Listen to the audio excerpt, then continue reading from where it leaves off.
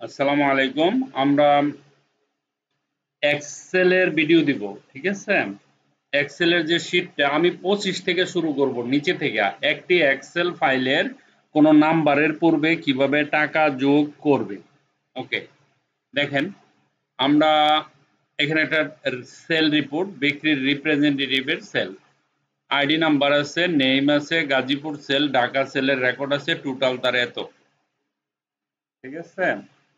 এখন আমি চাইতেছি এই যে নিচের লেখাগুলো আছে সবগুলোতে যেন আগে টাকা লেখা থাকে, টিকে থাকে। তাহলে আমি কিভাবে লিখব?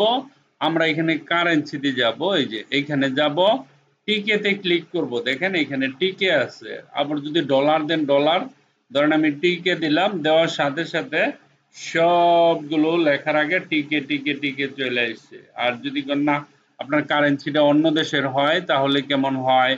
ধরেন ইউএস ইংলিশ, আমি যখন এইখানে করব ইউএস ইংলিশের জন্য করব, খেলার সাথে সাথে দেখেন ডলার চলে আসছে নামের আগে, ঠিক আছে, ডিজিটের আগে।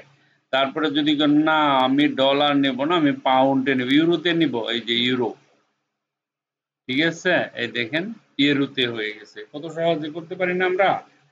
ওকে, তারপরে যদি মনে করি যে বলেন না এটা ইউরো না, এটা হবে গিয়া তোমার সিএইচএফ, ফ্রান্স সুইজারল্যান্ডের, দেখেন সুইজারল্যান্ডের ফ্রাঙ্ক হয় না, এই যে সিএইচএফ এর লাস্টে হয় এত এত এত এত টাকা, হ্যাঁ। তারপরে ধরেন আপনি যদি মনে করেন যে বলেন না আমি নিব কি ইউকে, ইউকে তো পাউন্ড, এটাকে পাউন্ড বলে, যখন এখানে যাব দেখেন পাউন্ডে হয়ে গেছে, ঠিক আছে? আর আমাদের বাংলাদেশে টাকা, টাকার জন্য এই যে এটাতে যাবেন, টিকে লিখে রাখবেন, ঠিক আছে?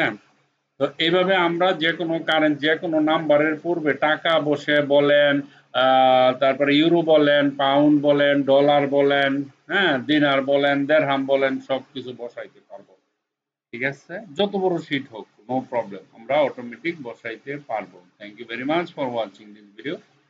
Bye bye.